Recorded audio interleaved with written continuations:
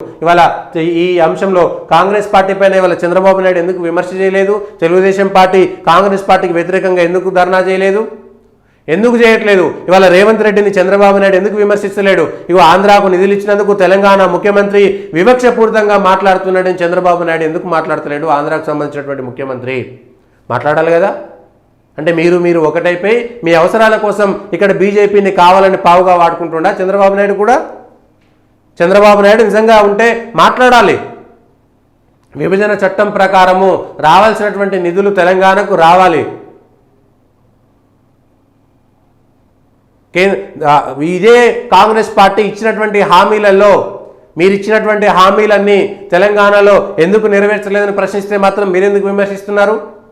ఏకకాలంలో 2 లక్షల రుణమాఫీ చేస్తా అన్నారు కదా, మళ్ళీ విడుదల వారీగా ఎందుకు చేస్తున్నారు?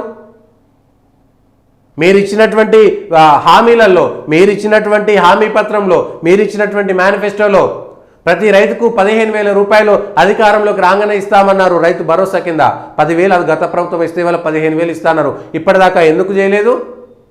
కౌలు రైతులకు కూడా 12,000 రూపాయలు ఇస్తామన్నారు. ఇప్పటిదాకా ఎందుకు చేయలేదు? మహిళలకు 2,500 రూపాయలు ఇస్తా అన్నారు. ఇప్పటిదాకా ఎందుకు ఇవ్వలేదు? పెన్షన్ 4,000 రూపాయలకు పెంచుతాన్నారు. ఇప్పటిదాకా ఎందుకు పెంచలేదు? ఇవన్నీ మోసాలు కావా? ఇవన్నీ దగాలు కావా? విభజన చట్టంలో కావాల్సినటువంటి నిధులు ఏమిటి? ఖచ్చితంగా జరగాల్సింది ఏమిటి? బయ్యారం ఉక్కు కర్మాగారం అనేటువంటి నిర్మాణం కాదు. ఇదే బీఆర్ఎస్ పార్టీ ఇవాళ తీర్మానానికి మద్దతు తెలిపింది. కేంద్ర ప్రభుత్వం ఇవ్వకపోతే 2018 ఎన్నికల్లో స్వయంగా కేటీఆర్ గారు ఇచ్చినటువంటి హామీ, బయ్యారంలో తెలంగాణ రాష్ట్ర ప్రభుత్వ నిధులతో మేము ఉక్కు కర్మాగారాన్ని నెలకొల్పుతామని హామీ ఇచ్చింది కేటీఆర్ బీఆర్ఎస్ పార్టీ కాదా? మరి 2018 నుంచి 23 దాకా ఉక్కు కర్మాగారాన్ని ఎందుకు మీరు నిర్మించలేకపోయారు? కేంద్రాన్ని బదనం చేయొచ్చు కదా. ఉక్కు కర్మాగారాన్ని నిర్మించి ఇగో మేము లాభాల్లోకి తీసుకొచ్చినాము, కేంద్రానికి చేత కాలే, నరేంద్ర మోడీకి చేత కాలేదని మీరు బయ్యారంలో ఉక్కు కర్మాగారం నిర్మించి ఎందుకు చూపెట్టలేకపోయారు? కేవలం రాజకీయాల కోసం, అవసరాల కోసం మాత్రమే మాట్లాడే విధంగా. తెలంగాణ రాష్ట్రం ప్రత్యేక రాష్ట్రం కావచ్చు, కానీ తెలంగాణ ప్రత్యేక దేశంగా కావాలనేటువంటి విధంగా వివక్ష ఇచ్చేటువంటి విధంగా ఇదే చంద్రబాబు నాయుడు, ఇదే కేసీఆర్ కూడా దక్షిణాది రాష్ట్రాలను ఏకం చేస్తాం, మోడీ మీద యుద్ధం చేస్తాం, కత్తి పట్టుకోపోతాం, డాల్ పట్టుకోపోతాం, కేంద్రం మీద అది చేస్తాం, ఇది చేస్తామంటే 2019లో చంద్రబాబు నాయుడు ఓడిపోయాడు. 2023లో ఇదే కేసీఆర్ గారు కూడా ఓడిపోయారు. చంద్రబాబు నాయుడు మళ్ళా తిరిగి బీజేపీ గూటికి చేరుకుంటేనే ఆయన గెలవగలిగినటువంటి పరిస్థితి వచ్చిందనేటువంటిది ఇంకొక అంశం.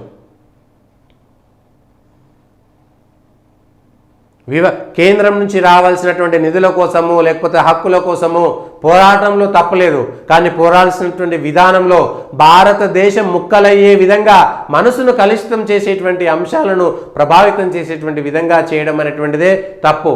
అందుకనే మొదటి నుంచి కూడా మజ్లిస్ అనేటువంటి పేరు, తెలుగుదేశం అనేటువంటి పేరు, ఇట్లాంటి పేర్లు పెట్టడం వల్ల, లేకపోతే ముస్లిం లీగ్ అనేటువంటి పేరు పెట్టడము, ఎన్నికల కమిషను సుప్రీంకోర్టు సుమోటోగా తీసుకోవాలి. తెలుగు దేశం అనేది ప్రత్యేక దేశమా? ఒక రాష్ట్రం మాత్రమేనా? తెలుగుదేశానికి ఏ విధంగా అనుమతులు ఇచ్చారు? దేశం అనేటువంటి పేరు పెట్టుకుంటే ఏ విధంగా అనుమతులు ఇచ్చారు? భారతదేశంలో తెలుగుదేశం ప్రత్యేకంగా ఉందా? ఆ పార్టీ పేరును మార్చుకోవాలని సూచించేటువంటి విధంగా ఎందుకు లేదు? అట్లా వివక్షపూరితమైనటువంటి అంశాలను బీజేపీ సర్కారు అన్యాయం చేస్తే ఇగో పలానా చోట అన్యాయం జరిగిందని చెప్పడంలో తప్పులేదు. మోడీ సర్కారు అన్యాయం చేస్తే అన్యాయం చేసిందని చెప్పడంలో తప్పులేదు. కానీ గత ప్రభుత్వం కానీ, ఈ ప్రభుత్వం కానీ, ఏ ప్రభుత్వం కానీ అన్యాయం చేసింది, నిధులు రాలేదు, వివక్ష చూపిందని రుజువులు చేయడానికి ఏ ఒక్క చోట కూడా లేదు.